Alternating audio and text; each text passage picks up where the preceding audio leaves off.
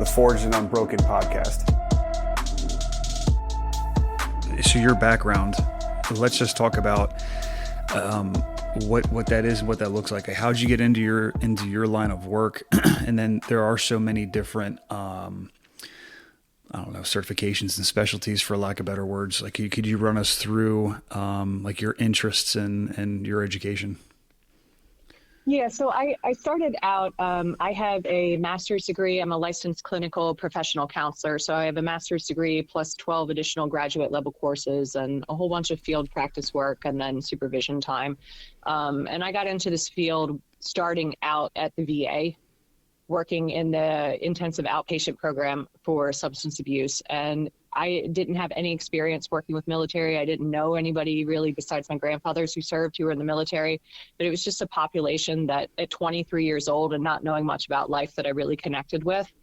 And then from there ended up kind of shifting into like more trauma focused work with kids and their families, doing like residential treatment level care or working at a domestic violence shelter, working in-home intervention. So I've always been very much like down in the trenches in trauma and then helping people move through those struggles and dealing with some really chaotic and dysfunctional systems.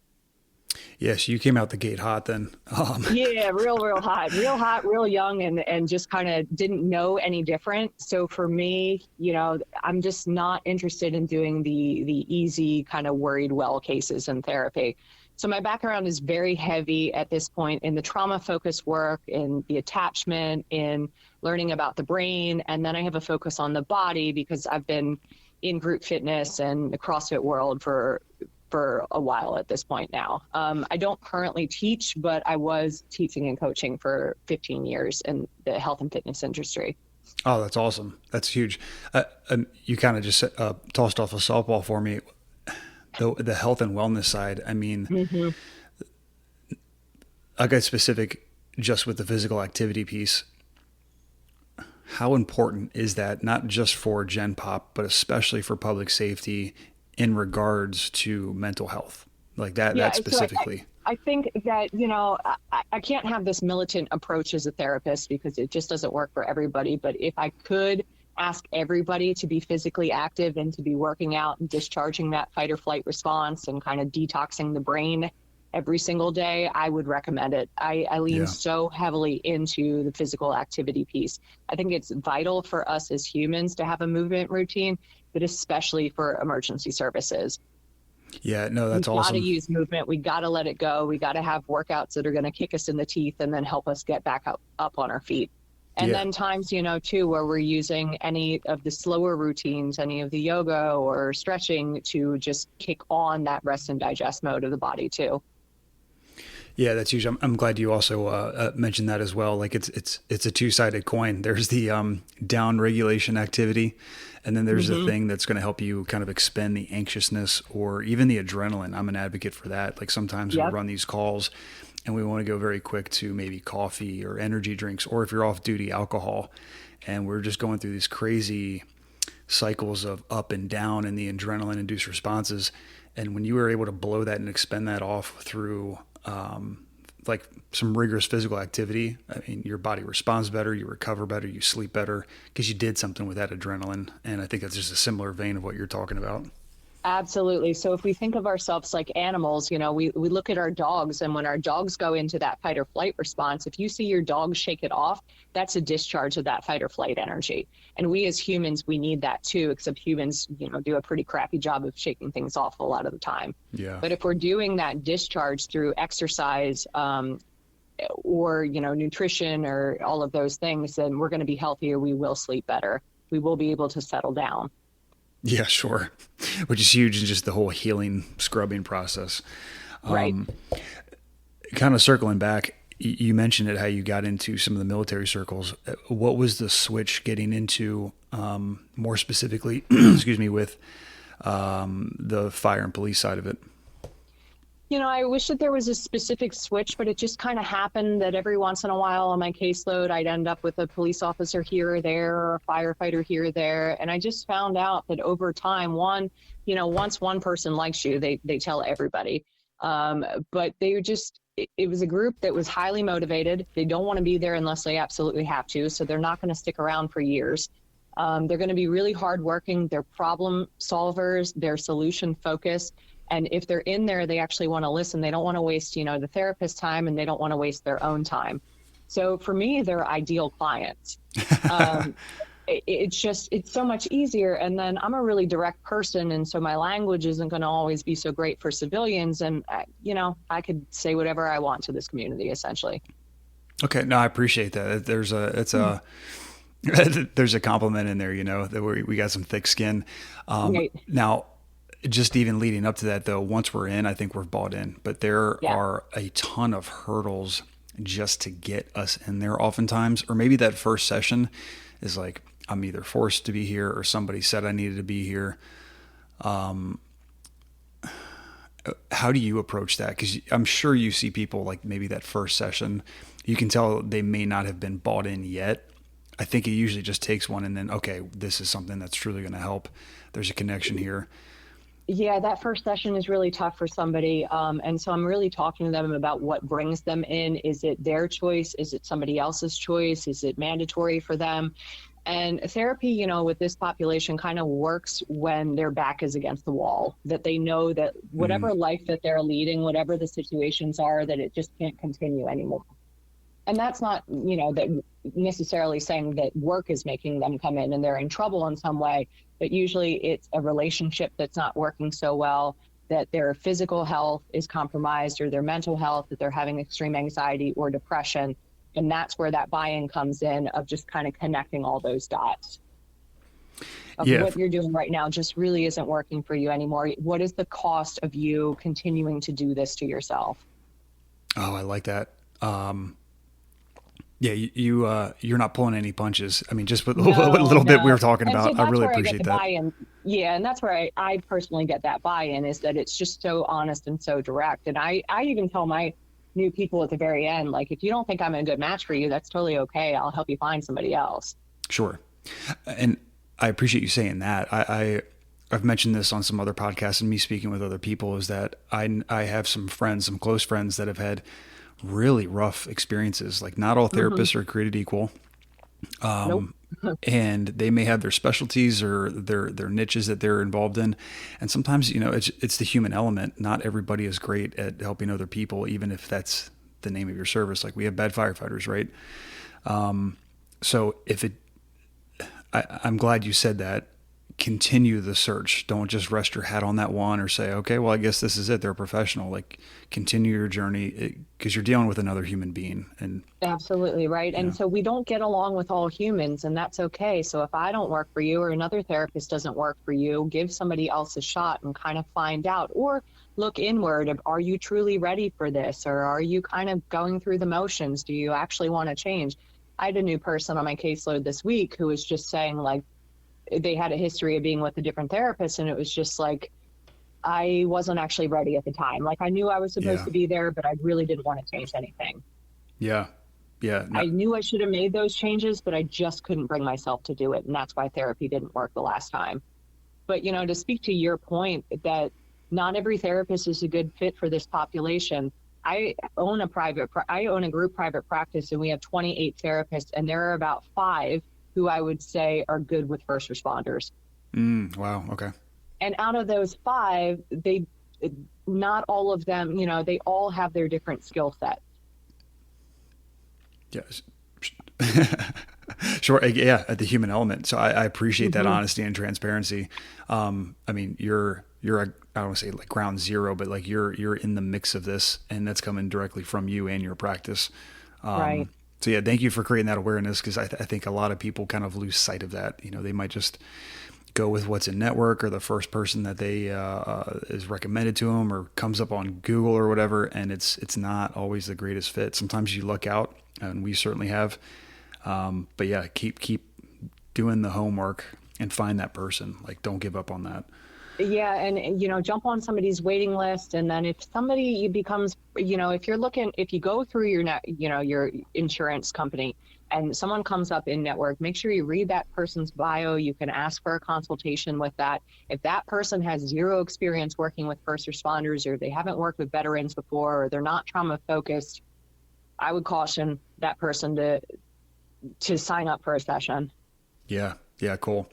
It's just probably not going to be a great fit. I mean, it could be okay, but maybe not. Yeah, sure. Well, that kind of leads me into my next question a little bit. I'd like to get a better understanding from your point of view of what does mental health look like in public safety, and I'd like to split this out in two ways. What are the things that you have to deal with regarding our work, our line of work, and our culture, and the things that we do and see specifically? With the second part being, what are the common trends outside of the fire service that are common trends? One thing I hear a lot of are relationships, like intermarital or family or whatever. There are other things that are, we'll say, common symptoms of things that we need to address. So if you could split those two out within the fire service and without and outside of, what are the things that are common traits of issues that we need to overcome? Yeah, so I'm going to answer that question kind of by telling you the opposite of it. So I am more familiar of what mental health does not look like.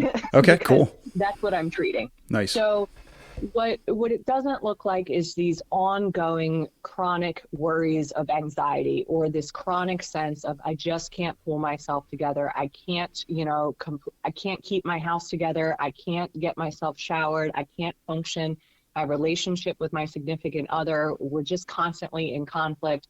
I'm never sleeping.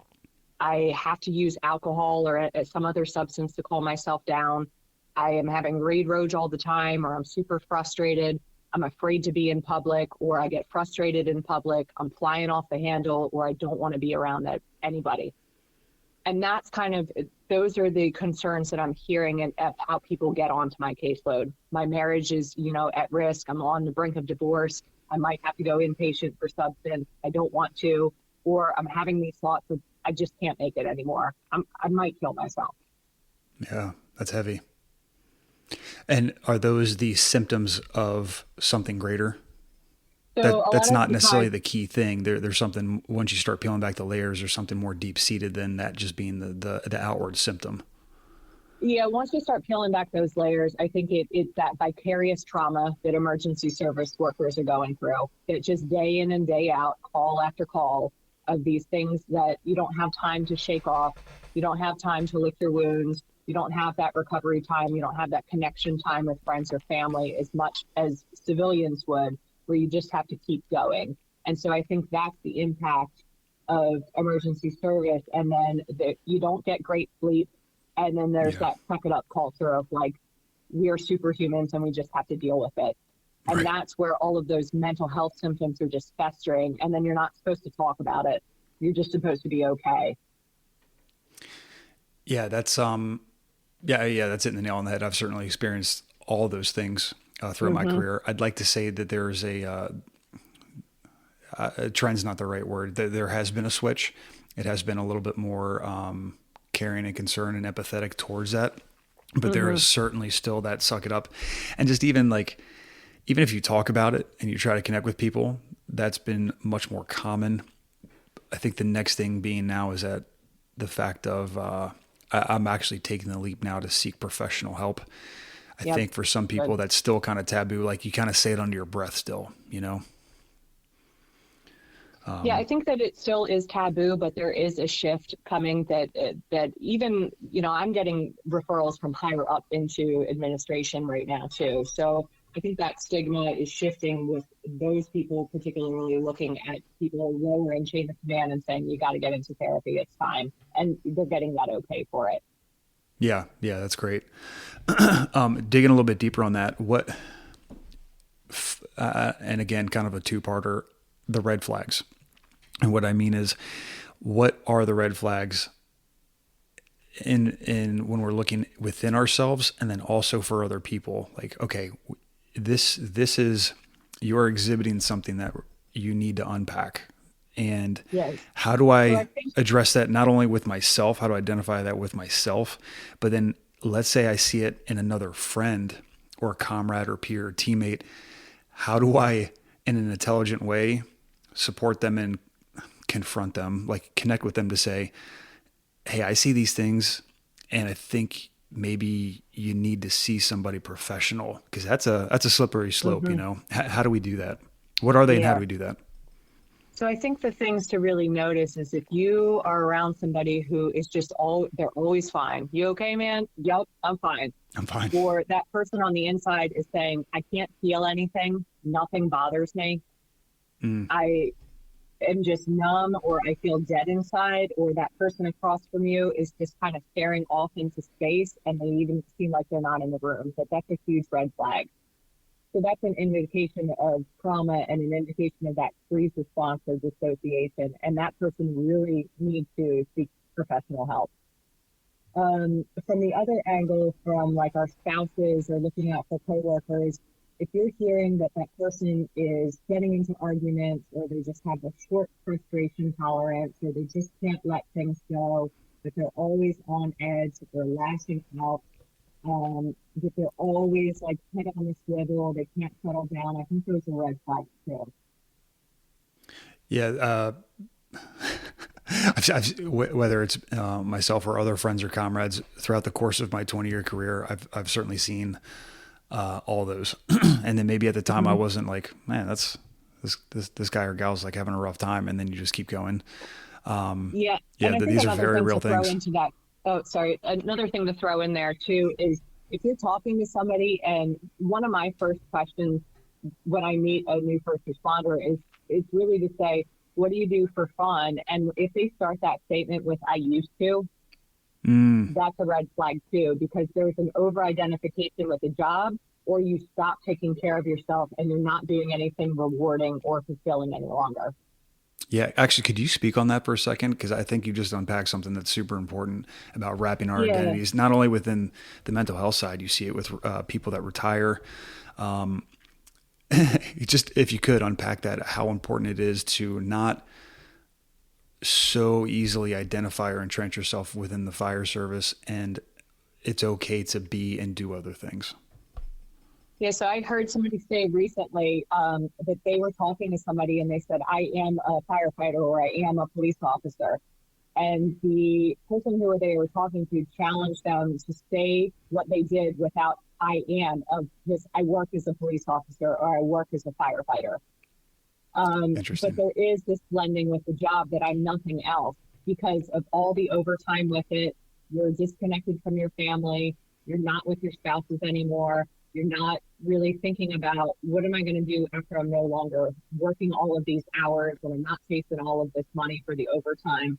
And people kind of lose sense of who they are as humans through this career a lot of times. So part of my specialty is in working with people who are about to retire too.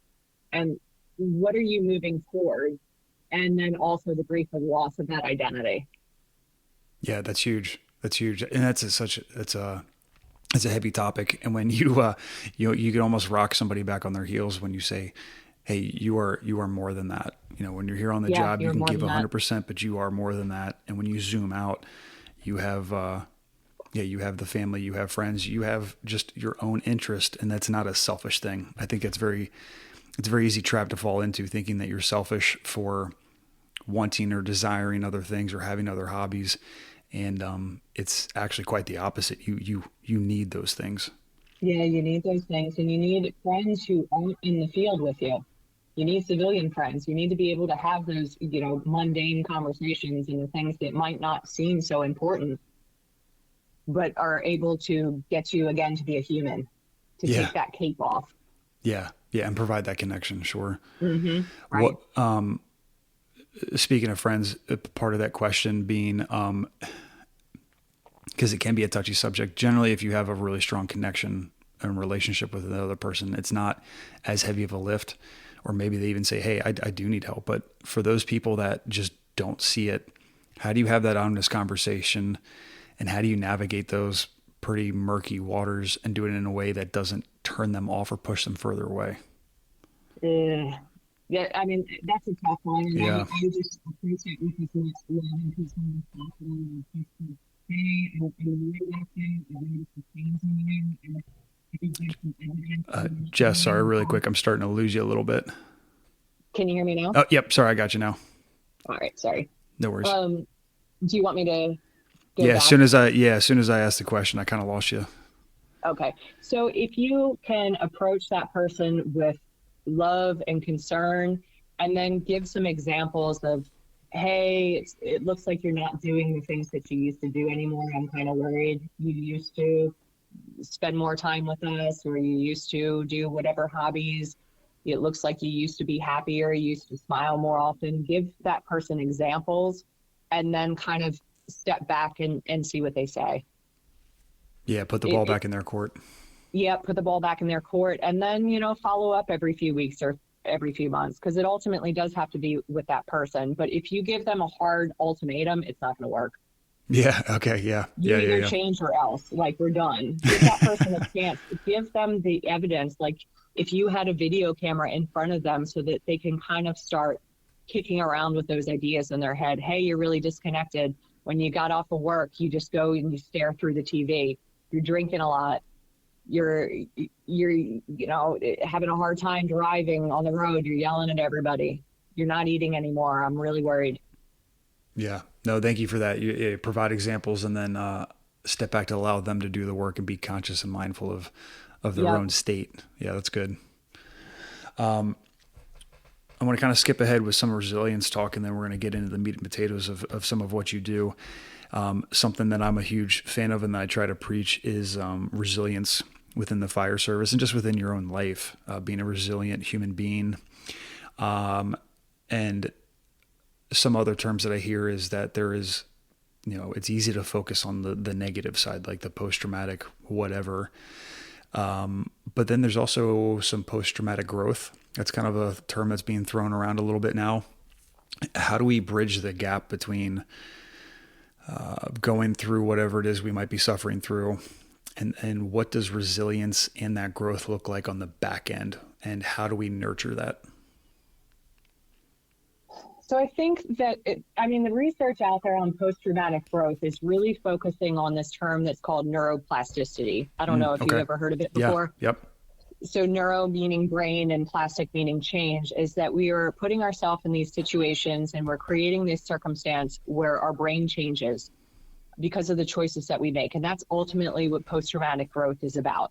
So in order to create this brain change, that we are putting ourselves into new situations. A lot of times when people get stuck in trauma or distressing life events or vicious cycles, that they stop doing new things, and the walls close in around them. They become really emotionally inflexible. They're not taking chances. They're not meeting new people. They're not taking risks. They're not putting themselves in situations where they might make a mistake or fail. So our brain changes when we take a risk and we put ourselves in a new situation, and then we can find out that we grow and we learn from it. So that's one piece of neuroplasticity.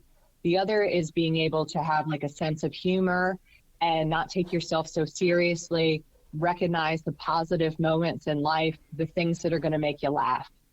You can laugh at yourself. You're able to laugh at others. You're not having such huge, high, unrealistic standards of people. Brain change happens too from our physical exercise, by getting movement, not doing everything for time or not doing everything for reps, for having like movement that's for fun, that helps us just feel good in our body. We need that downtime, that unstructured recovery time to help us change and grow too. And we need social connections with other people. And a lot of times when people get stuck in vicious cycles where they're isolated and they're alone, they're not interacting with other people because other people feel unsafe or they feel inconvenient. So when we're pushing ourselves to have those social connections, we can kind of show up as the humans that we are. Yeah, I really love the way you package that. The one side being it's still okay to get uncomfortable and do new things. That's huge. And I think there's a lot of fear surrounding that sometimes. So thank you for digging in on that. And then the other side is, that is the, I don't want to use the buzzword and throw it around too lightly. It's a healthy form of self-care. I think we are too quick to use self-care almost as a crutch to feed into some indulgences that maybe we shouldn't. It's almost Right. used as a joke now, but you're talking about the healthy side of that, which I appreciate. Yeah, and that healthy side of self-care. So it doesn't necessarily, if I hand an emergency service worker the list of like typical self-care stuff, it looks very like, go get your nails done, go get your hair done, and that stuff. Okay, fine, that's great. But what self-care really is, a lot of times, is looking at, am I making good choices for myself? Am I in dysfunctional, chaotic, toxic relationships, or do I need to cut some of those relationships off because they just don't serve me any longer? Am I able to set boundaries? Am I able to say no? Am I able to say yes to things that could be good for me, even if they make me uncomfortable? Will I learn from them? Will I grow from them? And that's what post-traumatic growth is about, of willing to take those risks and make those changes. Yeah. And that's where some of that work gets kind of, can get kind of heavy. I like the word you use. It's there's risk involved, and you're going to feel a little, you're going to feel off from that. And from my own experiences, sometimes you feel a little bit worse before you start getting better, but that's because you're taking the risk and you're unpacking things and you're being vulnerable and raw. But going back to what you said, I like the way you paired that up. I think to have that neuroplasticity that you're talking about and get those brain changes, you're going to have to do new things, because the cycle that you're in, that you're repeating, is obviously not helping. Yeah, we have to the brain is going to change because of that novelty and that those spontaneous things. If we keep doing the same thing over and over again, even if that involves being miserable, we're just going to get more of that back. So we have to do new experiences, so then our brain can look back and go, wow, I did that well. It was okay. Yeah. And we can move from this mode of the freeze of like surviving to thriving, which is what post-traumatic growth is. Yeah. Okay, cool. Yeah. It's a great way to kind of can that. I know from my just personal experiences and from others, that's been huge.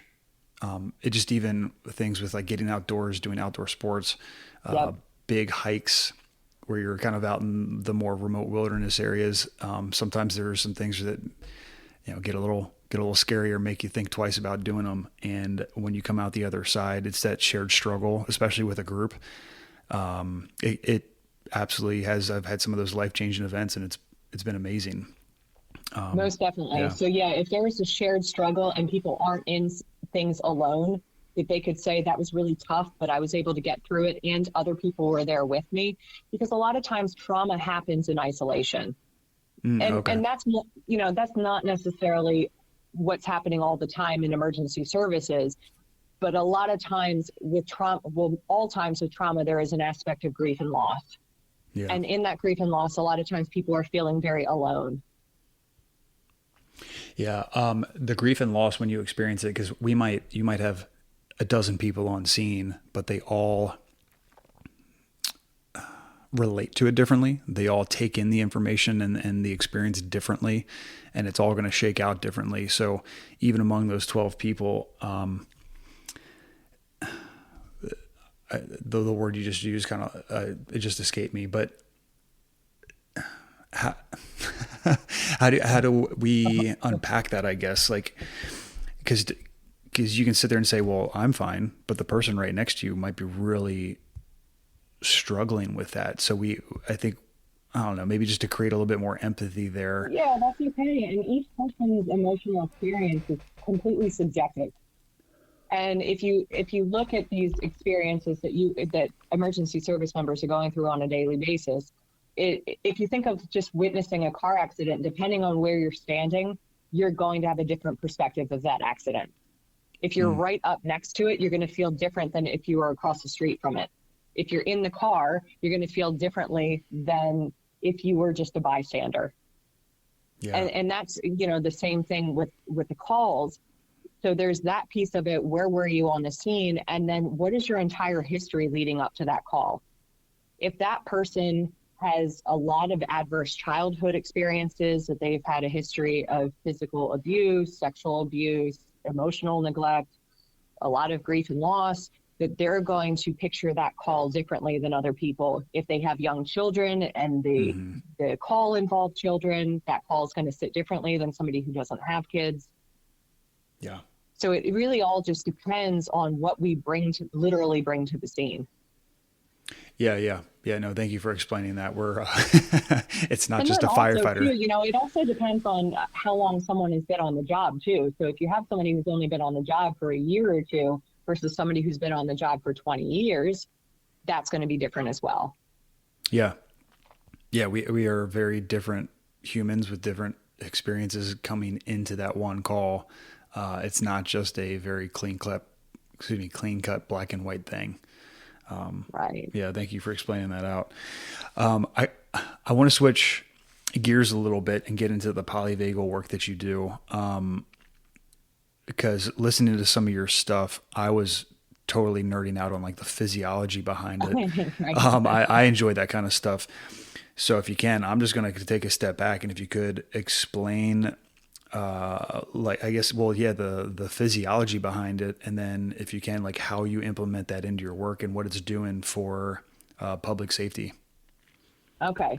I will do my best to explain this as, succinctly as possible. It's a pretty, deep topic. Yeah, sure. But my view on this is when we understand the science of what's happening in the body in the most simplistic way, then we can figure out our emotional response or our body response, and then figure out what we can do about it. We can't always change the circumstances of our life. We have to recognize those that are within our control and then do something about it from there. So the way that I teach polyvagal theory to my clients is that the autonomic nervous system, if you accidentally think that it's the automatic nervous system, you are not wrong. The autonomic nervous system is constantly running without our conscious awareness. So it is always happening, and it is always running to ensure our survival. None of us would be around without it. And that autonomic nervous system is going to help regulate whether we're going to spring into action, whether we're going to conserve energy, or whether we're going to rest and digest. Mm-hmm. So the way that it starts is that we're looking at the two parts of the vagus nerve. So the vagus nerve is going to be running from the body into the brain into the body. And it's going to give this two-way communication system. Information comes up in the body. It sends that information to the brain. The brain decides what to do about it. And then the brain gives communication back to the body, all unconsciously, automatically. Does that make sense so far? Yeah, absolutely. All right, cool. So with the word polyvagal, poly meaning multiple, and then vagal meaning the vagus nerve. So we were talking about the first part of the vagus nerve and then the bottom part of the vagus nerve. So if we look at let me start with actually the most basic part of our vagus nerve is that freeze response, where actually, let me explain this in a different way. Sure. And it's a deep topic. No, it's okay. It's a deep topic, and there have been a lot of therapy sessions this week, so my apologies. No, I know. I understand. I'm taking a big topic, and we're canning it into a very shorter thing. So I appreciate it. Take whatever time you need. Yeah, thank you. Yeah. So feel free to edit that brain part out. All good. That I explain this. All right. So essentially, in order for us to survive, we're going to do a number of different things. If we can, we're going to attach to another human. We're going to cry for help. If we can't cry for help, we're going to attempt to mitigate that threat. We're either going to flee and escape that threat. We're going to run. And if we can't run, we're going to fight. If we can't fight, i.e. self-defense, we are then going to freeze or then prepare for death and collapse. Yeah. So that's where attach, we flee, we fight, or freeze and prepare for death. So depending on what our body automatically does without a conscious awareness, that's where the autonomic nervous system is going to kick on and spring us into action.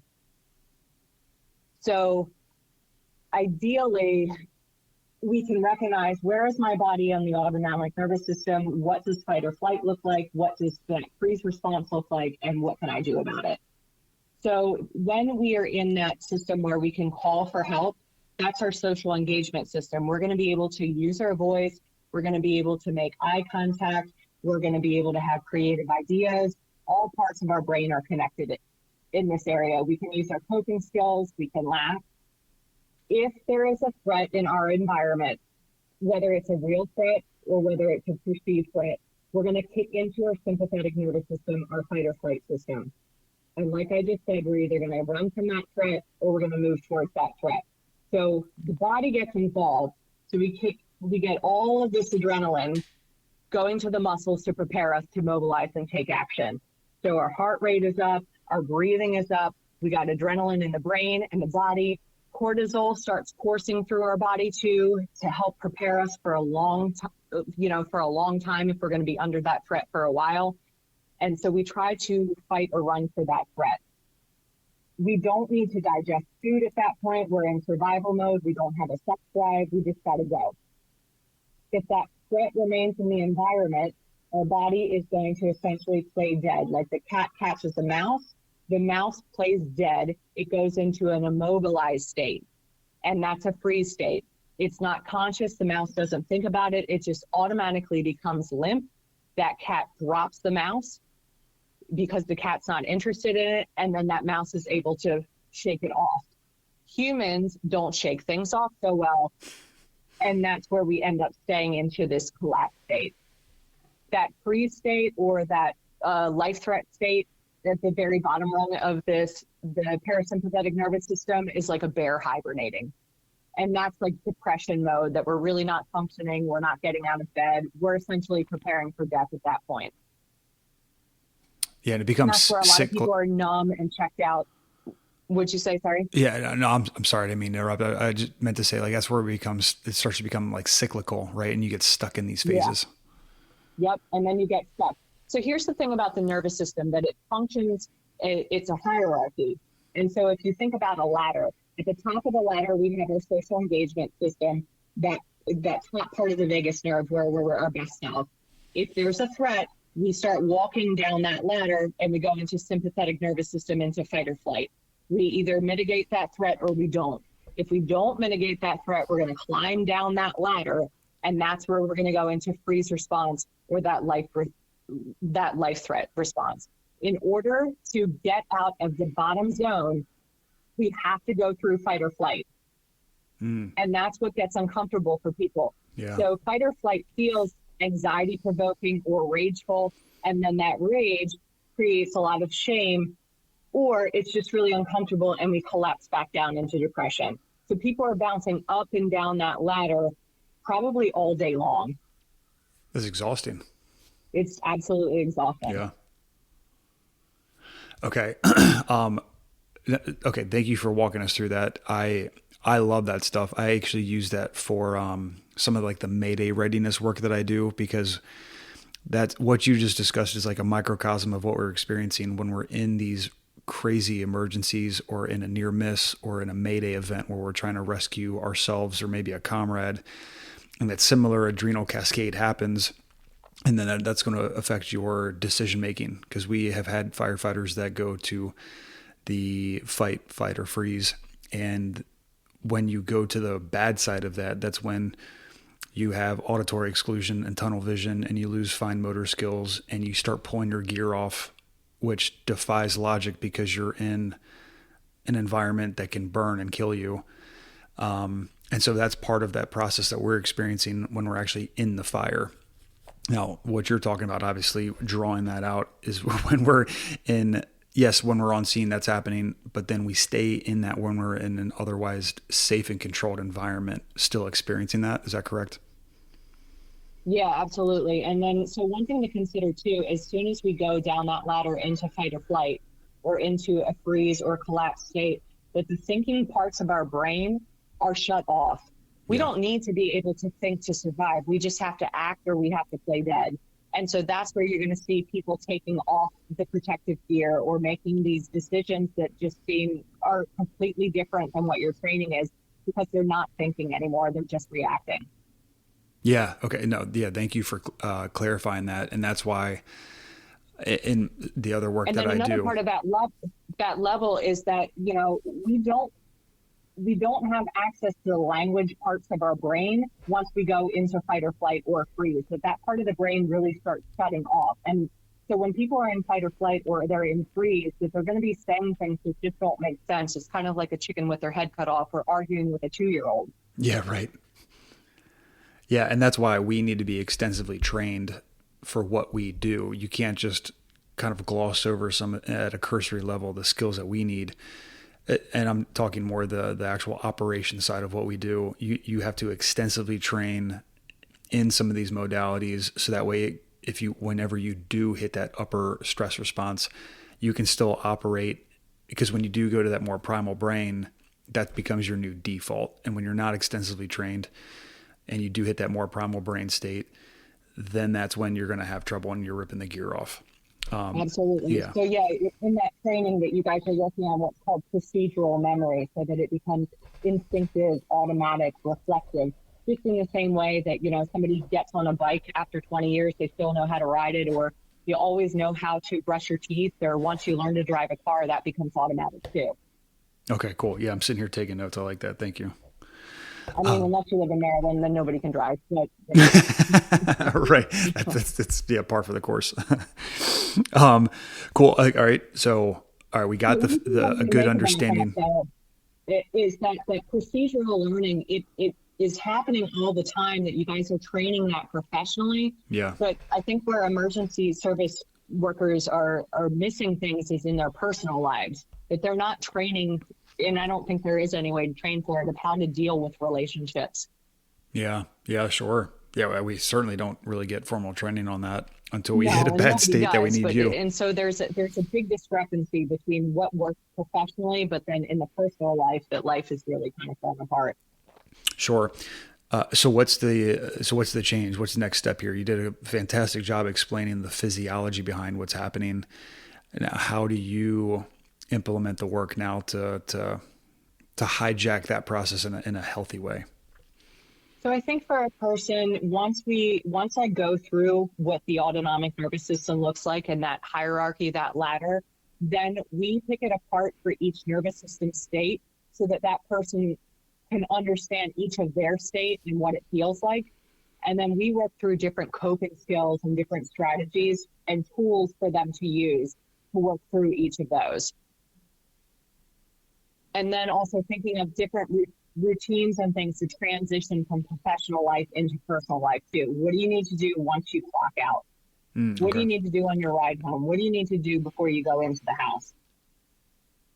Yeah, it seems like you're creating just a ton of mindfulness and otherwise what we would probably consider mundane or routine areas of our life. You're creating much more mindfulness in those moments. Yeah. Yeah. So okay. Mindfulness Cool. just really means essentially paying attention on purpose. Right. Simply put. Yeah. Thanks. But so I want people to pay attention on purpose to what's happening in their body. So then we can figure out, what is my nervous system state and what can I do about it? What do I need right now? Okay. And when we're in a state, when we are becoming more mindful, and let's say we're getting elevated in a bad way, is this where some more of the breathing techniques, or what do we actually do with that mindfulness? Because somebody might say, okay, I'm paying attention to it. I don't like the way I feel, so I'm just going to avoid it. Right. So how do we unpack that? Yeah. So this sucks. I don't want to deal with it. Why are you making me so? Right. That's why I'm ignoring this. Yeah. Right. Yeah. So what do we want to do about it? This would be a time for breathing techniques. Let me go into a corner. Let me settle myself down. Let me use some grounding strategies to get myself into the present moment. Because if I'm aware of it, I can change it. I like that. So what are those strategies? What are those techniques that you're working people through? So I like to teach a grounding strategy of sitting in a chair, pushing your feet into the floor, and then working through the 5 senses of what can you name 5 things that you can see right now. And I would give a cue, like name 5 things that are black, because most things in rooms are, people can pick apart things that are black. Mm-hmm. Name 2 things that you can hear, 1 thing that you can smell, 1 thing that you can taste, and 3 things that you can touch. So then that way a person can bring themselves back into the present moment if they are having some type of flashback, or if they are in a hypervigilant state and need to dial down, or even if they're in kind of a dissociated state and need to kind of increase their energy and notice what's happening in the room. Yeah, very cool. And I've So seen those that are- work. I've seen that like 5, 4, 3, 2, 1 Yep. strategy work with like family members or peers, and it really works. It sounds simple. Sometimes when you're working through the person with it, it can be challenging for them in the moment, but it brings them back. It's actually such a simple but cool technique. Yep, simple but not easy for people too, and Yep. that's also giving that psychoeducation that it's uncomfortable to be in this moment, and it makes sense that you don't want to, and that you've been trying to avoid it for a while. You don't want to be in pain anymore. Yeah, for sure. But if we're not present and we're disconnected, this makes us vulnerable to getting into more conflict again, or having another distressing experience happen again because we're not paying attention. Yeah. Another layer that I like to add to that grounding exercise is to turn your head and look over the shoulder, and then identify the exits and the windows in the room, which usually works pretty well for emergency service members. Oh, okay. Because that's going to show you the exit, and exits usually mean safety. Oh, interesting. Okay. I can certainly see that with police, and I guess even for us. Yep. Yeah, search fireground stuff. That's really interesting. I have not heard that. And then, so the next step beyond that is, are you incorporating like breathing techniques? What are those breathing techniques? Because I've heard of so many different ones and they serve different purposes. Or does that where like different aspects of meditation come into play? Like, yeah, what's next downstream of that? Yeah, so I do like to teach breathing exercises for those who want to learn it. Not everybody likes them, and that's okay. So sometimes for people, if they have sexual trauma in their history, that sometimes breathing and being told to relax are words that they don't want to hear because that was a tactic to violate them. So I just have to be mindful of that in my practice. But if somebody does want to learn breathing exercises, usually what I'll teach is the technique of breathing in for 4 and then exhaling for 6, and then maybe doing that for 5 counts. Yeah. Okay. And that exhalation of teaching that the exhalation is the one that matters the most, because that's what kicks on the parasympathetic nervous system, our rest and digest mode. Okay. Perfect. Thank you for explaining that. Yeah, sure. Sometimes breathing strategies make people anxious, and you can normalize that too. Yeah. Cool. Okay. And really pick whatever one works. If one works, not one strategy is going to work for everybody. And a lot of the breathing strategies that people find, some Navy SEALs may be doing it. It may seem cool, but if it doesn't work for you, you're not going to use it. Yeah. No, thank you for saying that, because I've certainly witnessed that. I've heard and have experienced and used different breathing strategies. Well, actually, I've used it in training when we're like definitely physically and adrenally like stimulated, and we're trying to do rescue breathing, and you bring 6 men and women into a room in gear, and they all need to use different techniques. And when you're stimulated like that, I thought I was going to use one technique, and I had to throw it out the window quick because it was not working. I had to switch to something else. Exactly, which is, genius of you too. If it doesn't work, then throw it out and find something else. But a lot of times, with my caseload, people get really ashamed of it. Like, it didn't work for me. I'm not good enough. I'm not a good person. I'm not tough. I'm like, it didn't work for you. It's okay. No, cool. Let's do another one. Yeah, no, I'm really glad you unpacked that. That's huge. I think sometimes we get stuck on, well, this expert said this, like they said box breathing, or this one says a 5-2-8 or whatever. Yeah, it may not work for you. So find the thing that does. Super. Pick the one that works. And really the focus is that exhalation, that parasympathetic nervous system, that exhaling longer than you inhale is ultimately better. Okay. Yeah. And that's the key. Exhaling longer than you inhale. Yeah, exhaling the longer. Yeah, exactly. Okay. And then allowing the breath to shift down to the belly instead of the chest. Because a lot of us are chest breathers, and that is hyperventilation. Yeah, cool.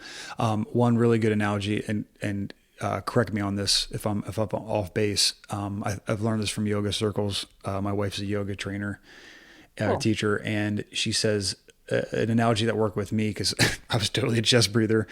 Was imagine you're filling your lungs with air like you're filling a cup with water. Like start from the base bring it up into your lungs, because, so many people are just shallow diaphragm, it's up in your neck and your shoulders more. You see that moving, and that should be the last thing that moves. Yeah, I love that. That's a beautiful metaphor, and I'm probably going to steal it. Oh, okay. Yeah, please. That's good. But also, good. In bringing that back to the body, when we see breathing coming up from the neck and the shoulders, that type of breathing happens in fight or flight. But it's only meant to happen short term. We can't sustain that long term. And that's where we end up with a lot of neck and shoulder pain, because all of those muscles are getting involved in fight or flight. Yeah. Okay. I'm not trying to go off topic here so we have had people, whether it was within work or people that we treat, that are having an acute anxiety attack, and, the 5-2-7 or whatever it might be, or like a box breathing, they feel like they're drowning. That's not going to work. So those breathing and they'll even say that, like, no, I feel like I'm drowning. I can't do that. Like they're sipping on air, like they're breathing through a straw. It's in and out super fast and heavy. How do we take control of that breathing? Do we go to the 5, 4, 3, 2, 1 like you talked about earlier to maybe bring presence back in, so then we can focus on breathing, or is there different breathing styles? I'm just thinking of like the acute anxiety attack that you're dealing with. And for that acute type of anxiety, that the nervous system is in such a state of dysregulation with that anxiety that they need kind of an in-between transition. So I'm glad you're bringing this up. Okay. The strategy for that is what's called the physiological sigh, if you've heard of that before. Oh, yeah. Okay. Yep. So that one is 2 quick inhales and a long sigh. So yes. Awesome. So if you think about, when we're having that anxiety or panic, that we're already inhaling quickly, because yeah, right. You want to force that exhalation with that sigh. Sighing is also a sign to the nervous system that it's trying to settle itself down. Yeah. So a person may need a few rounds of that to kind of force their body to do it, and then you're going to notice that their shoulders start dropping and they start calming. Yeah. Okay, cool. And it may seem weird, but they're already kind of hyperventilating. Let's just add that sigh. So 2 quick inhales and then a longer exhale. No, that's awesome. Thank you for explaining that. I have done that. Sometimes I'll even do it in my workouts if I'm getting a little too, if it's getting a little too intense. And I've seen it work for myself and other people. I've always heard it called other things. I've heard the psychological sigh. I didn't realize those two were kind of linked, but it's a game changer. That's awesome. Yeah, and it never even registered to use that like out in the field or whatever. That's great. Yeah. Yep. So anytime you hear somebody sighing there, it is an unconscious sign to try to get their nervous system to calm down. So then if we just use that physiological sigh, it can be that transition. And then I found people, once they do that physiological sigh, to then shift into 4 and 6 breathing, or then their box breathing, or then whatever. Got it. Very cool. Okay. Is there a next step? Like, is there another thing we need to unpack with the polyvagal stuff, or are we there? Like, what else we have? I think that, all of this stuff just takes, the way that our brain changes is through repetition and practice. Mm-hmm. So deciding, I just want to use this one breathing strategy and it's going to solve all my life problems and I'm never going to have anxiety again, is super unrealistic. Yeah. Nobody learned to toilet train, brush their teeth, or tie their shoes one time. Sure. So it's just in doing it over and over and over again. So with polyvagal theory, what is my nervous system state and what can I do about it? And asking yourself that all day long. Yeah. To take that a step further, I kind of have like maybe a bit of a morning ritual. I've talked to other men and women who have kind of gone through maybe similar processes and events, and through professional help, they have maybe created their own little rituals. Is there something, and I'm not asking for like a program here, because like you said, everybody's different. They're going to respond to things differently. Is there something that maybe we need to be mindful of, or something small but intentional for the beginning of our day to maybe set us up for success? I love that you say that we need to be mindful all throughout the day and revisit these skills as we need them. Is there something that we need to be proactive? Am I overthinking it? What's your thoughts on that? Yeah, I think that if we can get outside and get some sunlight as soon as possible, that's a great way to start the day, because that sunlight does help us reset our circadian rhythm, our sleep pattern. Get water as soon as possible. As soon as you wake up, take a whole glass of water. Okay. And then move your body however you can, just to start moving through that fight or flight response. Yeah, wake the body up and like shirk some of that energy. Wake the body up. And I know, with people with having kids and jobs that they have to go to right away, that there are little pieces of each of these things that each person can do. You might not be able to have hours to get yourself into a great optimized workout routine that's going to, make you float away on a lotus blossom or whatever. but there are little small things. Just get outside, get some sunlight for 10 minutes. If you can't do it as soon as you wake up, do it whenever you can. Yeah, fantastic. I'm a huge believer in that as well. I think for the fire service especially, oftentimes when we're coming into work, it's before daylight, right? So I know a lot of men and women go straight to, I wake up, I'm chugging coffee, I'm hopping in the car, I get to work, I'm going through my equipment checks, like sun's still not even up yet. So just maybe to hold off on the coffee and wait until the sun comes up. Coffee for a little bit. I love coffee just as much as anybody else, but can we get an entire glass of water in before the coffee? Yeah, for sure. Yeah, maybe wait for that if you can. Like I try to wait for the sun to come up, and then I'll do coffee, and then we'll get moving and get within the day. Right. And let me, go for the big one. It's how much can we stay off our phones a little bit? People are so addicted to their phones, and can we do away with our phones when we don't really truly need them? For sure. Yeah, that has become a big crutch. Okay, this has all been fantastic. I've got like a page of notes here. I love that you are just like an absolute straight shooter. Like you're not pulling punches and you're getting right into the meat and potatoes of things. You have great analogies in the way you've split this out. I can't tell you how much I appreciate this. Of course. Before we start to wrap things up here, I want to be respectful of your time. I know you've had a crazy day and week. Is there anything else that I've left off the table for now that we need to, that you'd really like to hit on? I don't think so. Okay, cool. That's awesome. We covered a lot of ground in like about an hour's time. That's really amazing. Yeah, high five. That's cool. Well, Jess, if somebody wanted to reach out, whether it's to you for additional resources or to pick your brain, is there any way that you would like people to know where to find other resources or to connect with you? Yeah, if they want to connect with me or any of our other therapists in the practice, we are at New Perspectives at nperspectives.com. Okay. nperspectives.com. Very cool. Awesome. Well, Jess, thank you so very much. This has been absolutely phenomenal.